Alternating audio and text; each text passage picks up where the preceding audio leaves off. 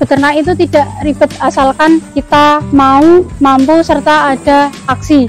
Kemudian realisasikan, karena dalam beternak domba ini menjanjikan asalkan ditekuni, saling mencari ilmu kesana kemari, saling support antar peternak, pasti peternakan di Indonesia ini semakin maju, semakin berkembang, dan pastinya terkhusus untuk peternaknya semakin sejahtera.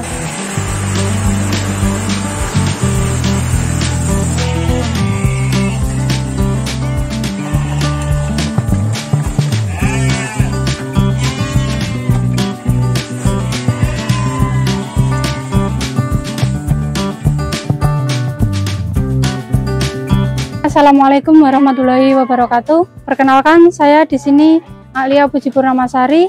Saya perwakilan dari M-Farm Indonesia yang berlokasi di Dusun Baron, Desa Tanjung, Kecamatan Muntilan, Kabupaten Magelang. Kami di sini menjalankan usaha di bidang peternakan domba.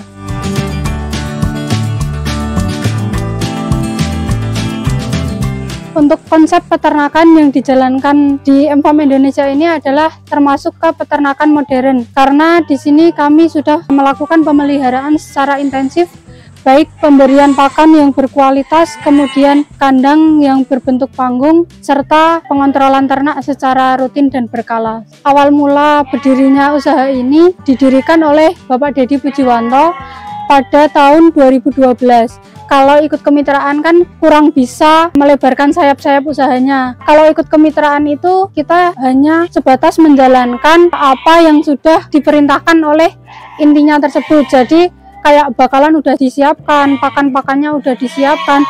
Jadi untuk kita berkembang itu dibatasi seperti itu.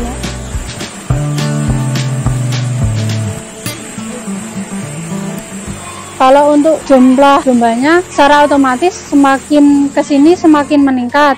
Tapi kalau untuk usaha saat ini di perputaran per bulannya ini kan karena ada domba yang keluar masuk, jadi untuk rata-rata domba per bulan saat ini sekitar 500 sampai 700 ekor.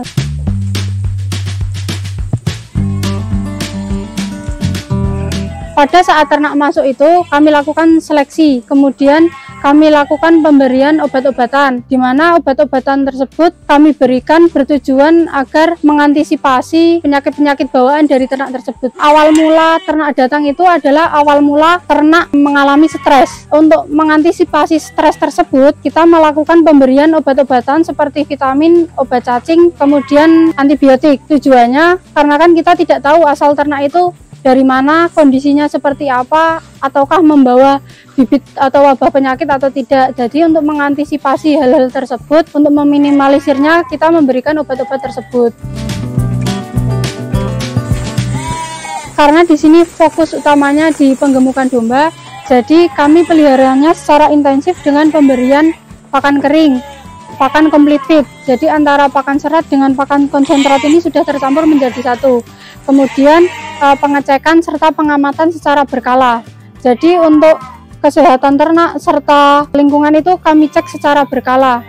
Kemudian untuk perawatannya juga ada potong bulu serta potong kuku. Kalau untuk pemberian pakan di domba penggemukan ini, berdasarkan pengalaman kami di sini serta mitra-mitra kami, pemberian pakan lebih banyak itu lebih bagus, karena pemberian pakan di sini kami ada target pemberian pakan sama target kenaikan bobot badan. Jadi pemberian pakan itu sebanyak 5% dari bobot. Jadi untuk pemberiannya itu kalau di kami minimal 3 kali, karena pengalaman di sini kalau hanya 2 kali pertumbuhannya kurang maksimal dibandingkan yang sedikit-sedikit tapi sering dengan porsi yang udah ditentukan tadi. Jadi diibaratkan kita makan sekali, porsi itu sekali tapi banyak, pasti akan bosen lah ibaratnya. Kemudian kalau sedikit-sedikit tapi sering, itu pertumbuhan bobotnya akan lebih bagus begitu.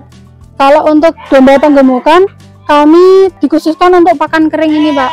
Kalau untuk tingkat kesukaan atau palatabilitas pakan terhadap ternak ini udah tinggi, jadi otomatis kalau ternak dikasih pakan ini pasti mau. Cuman kan mungkin pengaruhnya nanti di proses pemberiannya, mungkin karena pemberiannya terlalu banyak, jadi sisanya juga banyak. Kemudian kan pakan itu juga dipengaruhi oleh cuaca. Biasanya kalau cuaca panas, tingkat konsumsinya itu menurun. Jadi itu termasuk juga ketelatenan dari peternak masing-masing untuk mengatasi hal tersebut. Kalau untuk yang penggemukan di sini nggak menggunakan pakan hijauan.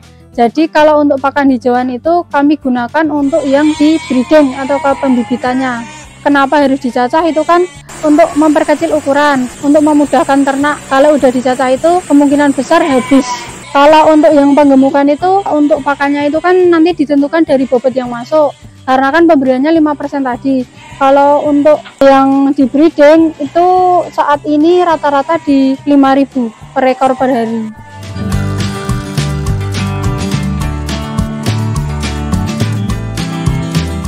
Kalau penjualan di sini untuk penggemukan biasanya sudah ada yang ambil dari jagal ataupun dari warung sate. Ada yang dibeli langsung oleh peternak untuk nantinya dijadikan indukan.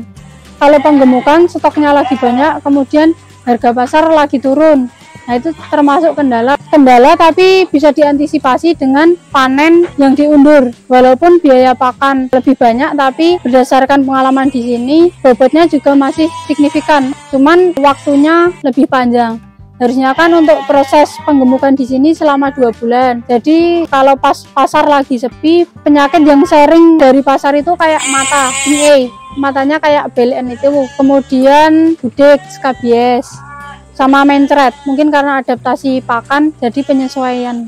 Kalau untuk bulu saat ini kami belum bisa memanfaatkan. Kalau untuk kohe ini sudah banyak yang mengolah atau dimanfaatkan oleh masyarakat sekitar untuk pupuk di pertanian.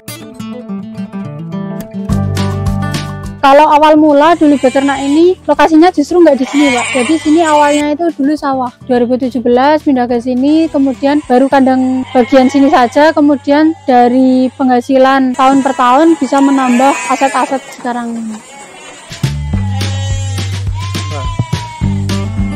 Hal-hal yang membuat kami lumayan terpuruk lah pada saat PMK itu, karena sebelum PMK itu kan kami mendatangkan ternak dari luar pulau. Pada saat ada kasus PMK itu, karena sudah terlalu terlena dengan keenakan mendatangkan ternak dari luar pulau, pada saat wabah itu ada, kami secara tidak langsung kaget lah karena belum prepare untuk hal-hal tersebut. Jadi pada saat PMK itu kandang emang harus ditutup karena kami didatangi langsung dari Dinas Peternakan, dari Polres. Lebih amannya kandang emang kami kosongkan, jadi tidak ada kegiatan di sini dan otomatis pasti pemasukan juga tidak ada. Jadi dari pengalaman PMK tersebut kami saat ini bukan hanya fokus di trading, Pak. Kemudian saat ini kami memulai lagi dengan penggemukan, kemudian ada breeding serta ada trading. Jadi ketiga aspek itu memang saling berkaitan. Kalau domba-domba yang ada di sini saat ini kami masih beli dari pasar, Pak. Jadi kami ada supplier langganan yang memang sudah kami percaya untuk ngasih barang ke kami seperti itu.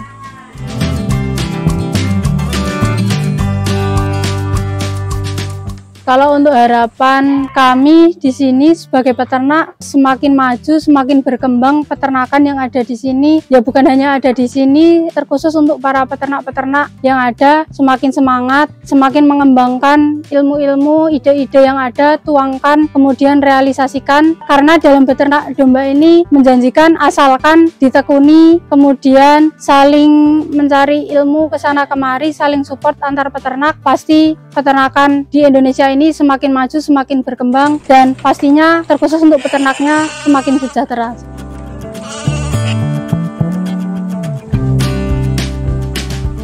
Para masyarakat atau peternak yang ingin bekerja sama dengan kami atau mengambil ternak-ternak dari kami, yang pasti ternak-ternak dari kami sudah kami jamin untuk kesehatannya, sudah kami beri treatment atau pengobatan, kemudian kalau sudah sehat baru bisa dikirim ke konsumen.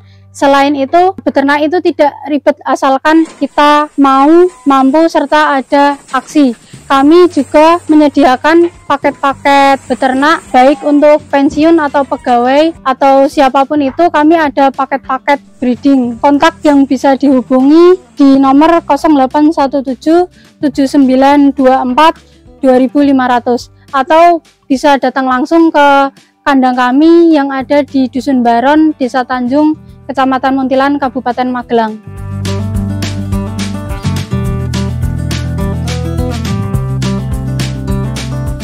Terima kasih yang sudah menonton atau menyaksikan video ini. Mohon maaf apabila banyak salah kata. Sekian dari saya.